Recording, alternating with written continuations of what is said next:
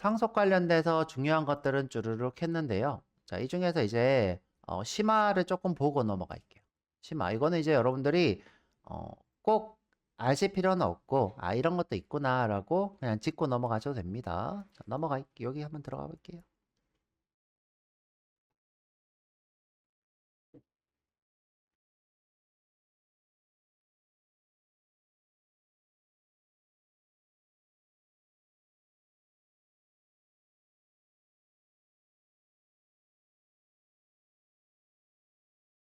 자, 요거. 자, 여러분들이 이제 생성자에 접근 지정자를 쓸 수 있는데, 보통 제가 퍼블릭만 이렇게 써왔어요. 퍼블릭만. 자, 내가 예를 들어서, 자, 잠깐만 볼게요.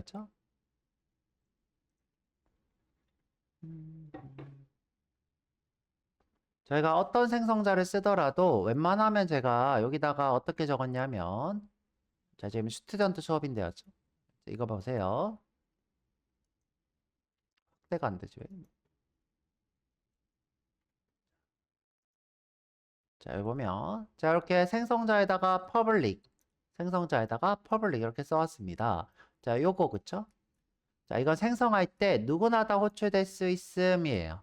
생성할 때 누구나 다 호출될 수 있음. 자, 그런데 내가 이것을 프라이빗으로 할 수 있대요. 자, 프라이빗. 예를 들어서, 자, 우리 걸로 볼게요. 지금 제가 익스텐즈 수업에서 레슨 11 익스텐즈 와볼게요. 자, 12도 상관없고 11도 상관없는데 11로 와볼게요.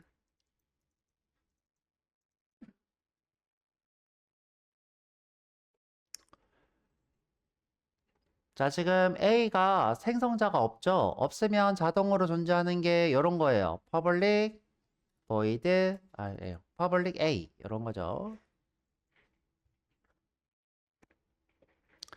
자, 근데 내가 이거를 프라이빗으로 바꿔버리는 거예요.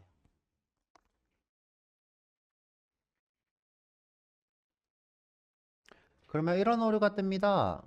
자, 뭐라고 해요?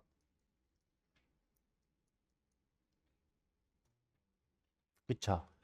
우리가 이 private A로 해버리면 B가 결국은 부모를 호출해야 되는데 private니까 호출할 수 없는 거예요.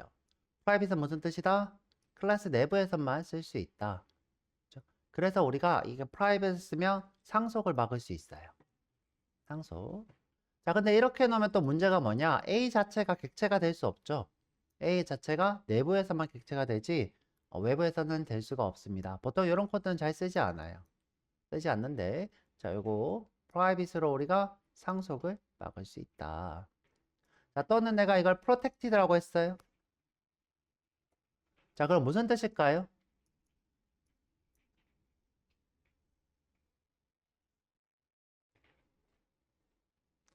얘는 protected는 무슨 뜻이에요?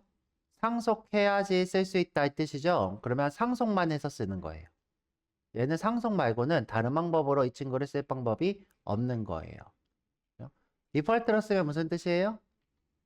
같은 패키지에 있는 클래스만 얘를 생성하거나 상속받겠다 이런 뜻이죠. 그래서 우리가 여기 있는 생성자, 그죠? 생성자에 있는 접근 지정자로 상속을 제어하실 수 있다는 거예요. 거기에 대한 내용이 첫 번째입니다. 그래서 퍼블릭 생성자는 상속 제약이 없죠. 그래서 일반적으로 퍼블릭을 쓰는 거고요. 프로텍티드는 상속만 받고 쓰는 거예요. 그래서 상속 전용. 상속만 해서 쓰겠다. 그 다음에 이제 디폴트는 같은 패키지에서만 호출해서 쓰겠다. 이런 뜻이죠. 자, 마지막으로 프라이빗입니다. 프라이빗은 상속이 불가능. 그리고 생성도 불가능이죠. 내부적으로만 쓰는 거예요. 이 진짜 클래스 안에서만. 그래서 보통은 우리가 이제 뒤쪽에 가서 이너 클래스라는 거 배우게 될 건데, 이너 클래스라는 거는 이제 이렇게 쓰는 겁니다. 자, 클래스 A에 클래스가 또 있어. 이렇게. 지금 현재 클래스 안에 클래스가 또 있죠. 이런 걸 이제 이너 클래스라고 그러는데 이때 이너 클래스한테 보통 프라이빗을 씁니다. 프라이빗. 그래서 이 내부에서만 A 내부에서만 쓸 수 있도록 보통 강제하도록 하는 타입을 우리가 프라이빗 생성자라 부릅니다. 근데 이렇게 써버리면 어디서든 상속할 수가 없어요. 그냥 이제 이렇게 한번 수업을 해봤고요. 이제 상식적으로 생각해 보면 되겠죠? 너무 깊게 생각하지 마시고. 자, 넘어갈게요. 자, 이건 이제 우리 계속 얘기하고 있는 기본 생성자가 있으면 무조건 자식은 기본 생성자를 제정해야 된다. 이렇게 제정해야 된다. 자, 거기에 대한 내용이고요. 자, 이번에는 접근 지정자가 아니라 아예 상속을 막는 이런 것도 있어요. 자, 우리 파이널 무슨 예약어인가요? 그죠? 상수. 우리가 예를 들어서 int a에다가 파이널 이렇게 붙였어요. 그 10이다. 그러면 a는 10에서 딴 걸로 바꿀 수 없다. 그리고 이게 클래스에 이렇게 붙었어요. 그럼 무슨 뜻이에요? 확장을 금지한다. 상속을 금지한다. 그래서 현재 이렇게 상속하려고 했더니 오류가 뜨죠. 그래서 파이널 클래스는 상속을 금지한다. 그래서 그냥 상속 없이 써야 되는 거예요, 무조건. 자, 이런 것도 되더라. 그래서 우리가 프라이빗은 좀 극단적이죠. 아예 객체 생성도 없고, 그러니까 파이널로 객체는 만들 수 있는데 상속을 막을 수 있는 이런 것도 있습니다. 자, 그 다음에 우리가 이제 자바 21을 배우니까 17 버전에 더 사용하는 거 한번 볼게요. 자, 이거는 내가 자식을 미리 정하는 거예요.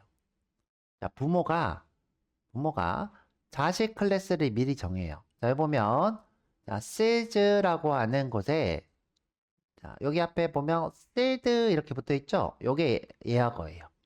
seed. 우리가 이 seeds가 누구를 요 두 개만 허용하겠다. permits 요 두 개를 허용하겠다. 그러면 온라인 seeds랑 그다음에 오프라인 seeds 요 두 개만 seeds를 상속받을 수 있어요. 자, 볼게요.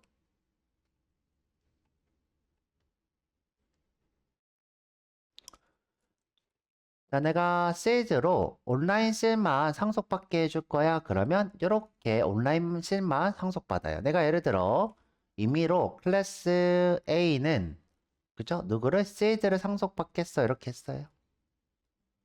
그쵸? 컴파일 오류가 뜨는 거예요. 자, 이게 너무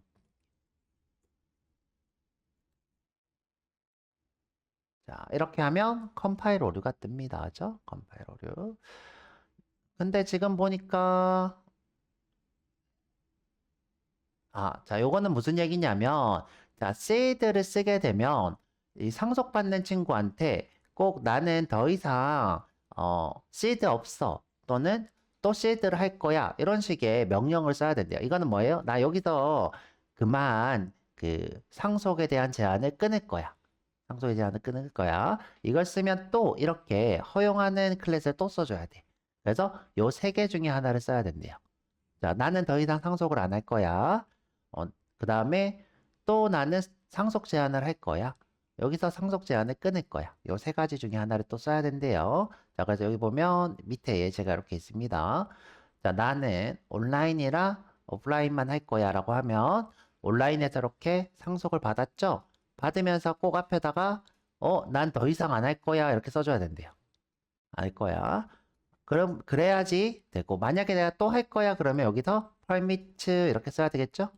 그래서 또 이렇게 안 하고 permit 이렇게 해서 또 상속 제한을 또 줘야 된대요. 그래서 이런 게 17문법에서 추가가 되었습니다. 뭐 근데 여러분들 쓸 일이 별로 없겠죠? 없지만 알고 있으면 좋으니까 한번 해봤고요.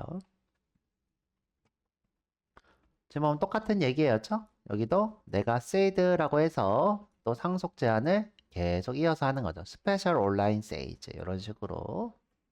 그리고 더 이상 상속하지 않겠다. 이렇게 파이널 하기도 하죠. 자, 넘어가도록 할게요. 그 다음에 이건 심화 문제인데 뭐 그냥 간단하게 풀어보시면 될 것 같아요. 뭐 그 어려운 마음으로 풀지 말고 심플한 마음으로 풀어보시면 될 것 같아요. 자, 그래서 이제 새로 추가된 문법, 그 다음에 상속을 못하게 막는 프라이빗 생성자, 파이널 클래스 이렇게 배워봤습니다. 너무 고생하셨고요. 갔다 와서 우리 쉬었다가 와서 추상 클래스, 추상화 요거 한번 좀 배워보도록 할게요. 20분까지 쉬었다 할게요.